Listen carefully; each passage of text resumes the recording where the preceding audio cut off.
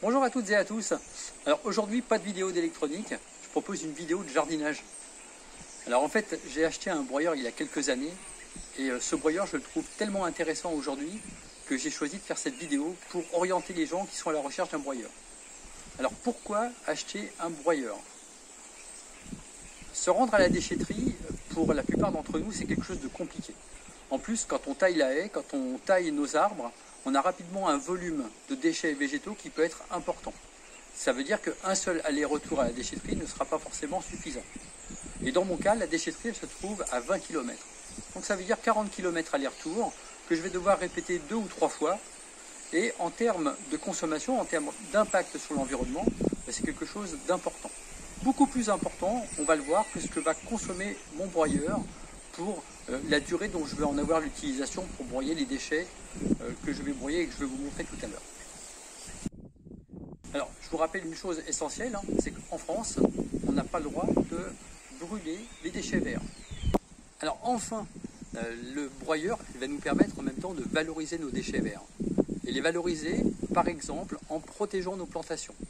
Donc on met du broyat au pied des arbres, des arbustes. Ça permet de conserver l'humidité.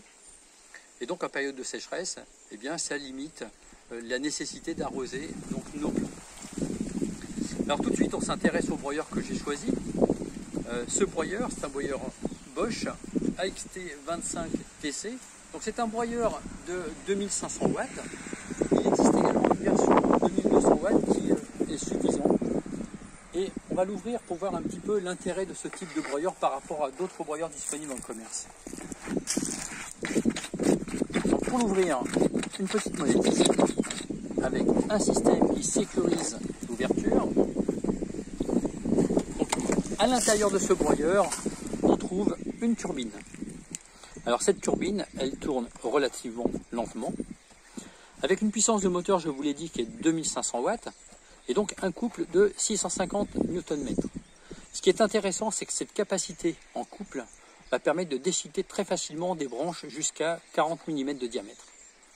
Sur d'autres broyeurs, on trouve généralement des systèmes avec des lames à couteau qui tournent vite, alors qu'ici on a une turbine qui tourne lentement, avec un couple qui est très inférieur, et généralement ces broyeurs ne sont pas très efficaces. En tout cas moi, pour en avoir utilisé un à 200 €, j'ai trouvé que c'était particulièrement laborieux de broyer du bois avec.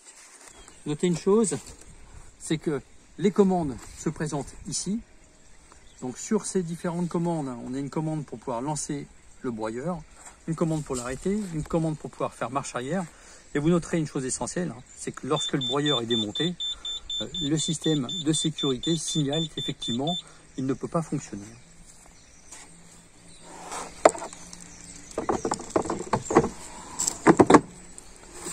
Donc ça, c'était pour en venir donc au principe de broyage de ce broyeur Bosch.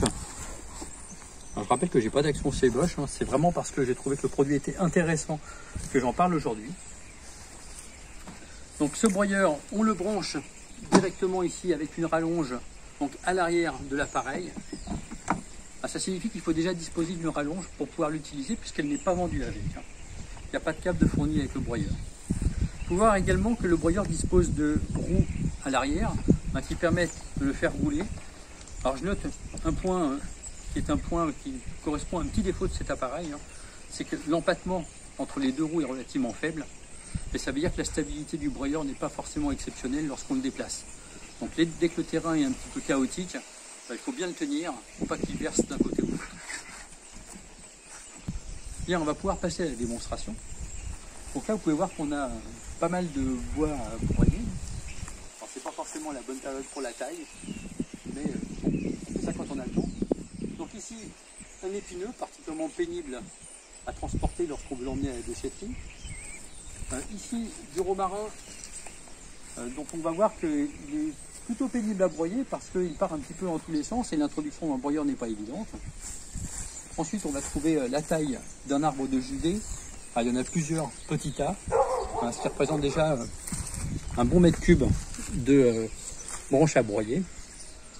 Et puis enfin, du laurier rose.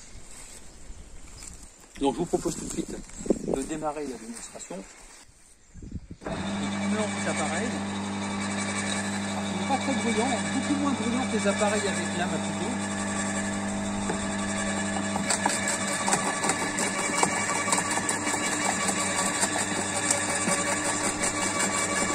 Donc là on voit que la turbine entraîne le bois naturellement.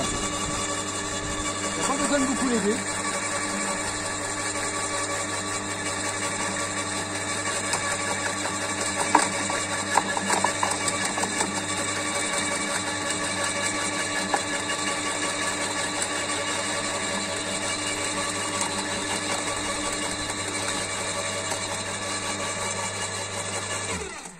Alors là j'ai choisi un bois relativement tendre, donc vous avez vu que ça partait très facilement.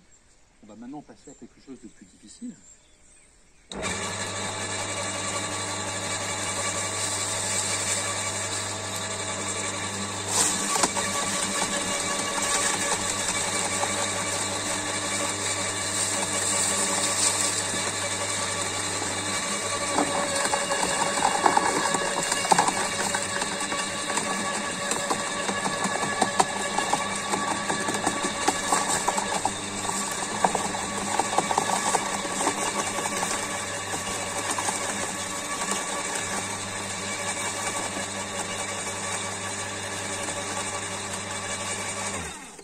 Alors si à peine on dispose d'une poignée ici qui va nous permettre de pousser le bois.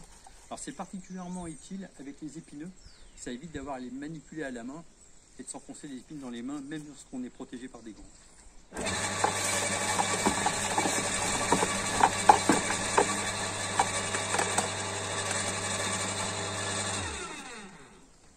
Alors vous avez pu voir un petit peu la quantité qu'il y avait à broyer. Donc ce que je vous propose, c'est de nous retrouver dans quelques instants et je vous donnerai le temps qu'il a fallu pour broyer l'ensemble des petits tas que vous avez pu voir ici, qui représentent à peu près, je dirais, 2 mètres cubes de bois à broyer.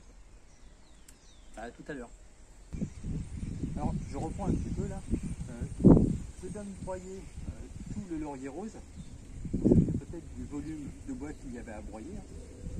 Ça a donc généré ce que vous voyez dans la brouette, plus ce qu'on récupère dans le bac. Donc tout ceci.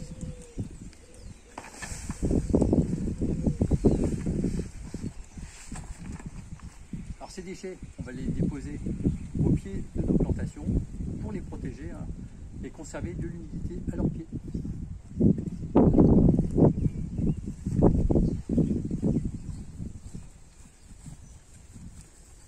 Donc je dépose le broyat au pied de mes arbustes.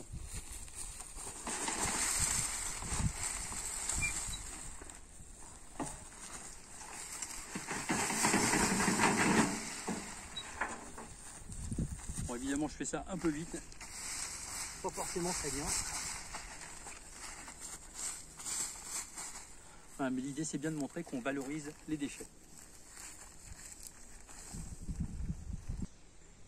Alors là, on a pratiquement terminé de broyer l'arbre de Judée, enfin les branches de l'arbre de Judée.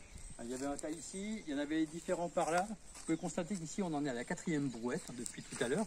Alors il a fallu 10 minutes pour broyer le laurier rose. Et là, après 20 minutes, voilà ce qui reste de l'arbre de Judée. Alors, une petite recommandation, c'est que quand vous rangez vos branches, enfin, si on peut dire qu'on les range, lorsqu'on taille les branches, on essaie de les mettre toutes dans le même sens, pour que l'introduction dans le broyeur soit plus facile. Donc on va finir par broyer ce petit tas là.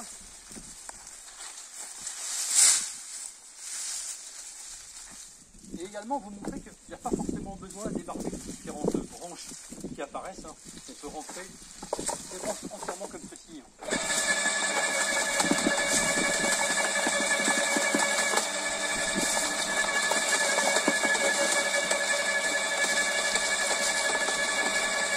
De forcer, ça l'entraîne.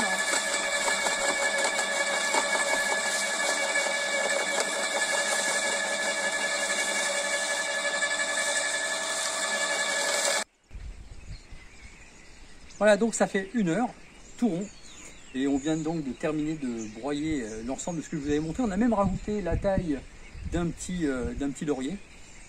Et puis également quelques branchages qui traînaient à différents endroits dans le jardin. Ça nous a évité à peu près, moi je considère, 3 allers-retours à la déchetterie en utilisant un monospace comme un scénic. En plus, ce monospace, c'est pas le mien, c'est celui de ma femme qui est en train de filmer.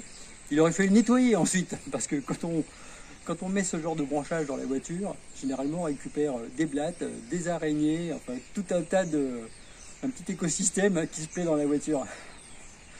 Voilà, donc c'est la fin de cette vidéo. Si vous l'avez apprécié, vous pouvez mettre un petit pouce bleu. Ce produit, moi je l'avais acheté avec des chèques cadeaux sur Amazon. Si vous voulez faire la même chose que moi, vous pouvez utiliser les liens qui sont proposés dans le commentaire. J'y propose les différentes versions de ce broyeur. Et bien sûr, vous pourrez trouver ce broyeur n'importe où ailleurs en jardinerie. Vous pourrez également trouver des équivalents, l'essentiel étant de retenir ce qui est important, c'est-à-dire le principe de fonctionnement de ce broyeur qui utilise une turbine. À noter, un petit défaut de ce broyeur, si on peut dire, c'est le prix de la turbine. Bosch facture 172 € pour le remplacement de la turbine. Enfin, quand je dis le remplacement, c'est pour l'achat de la pièce détachée correspondante. À vous de la remplacer.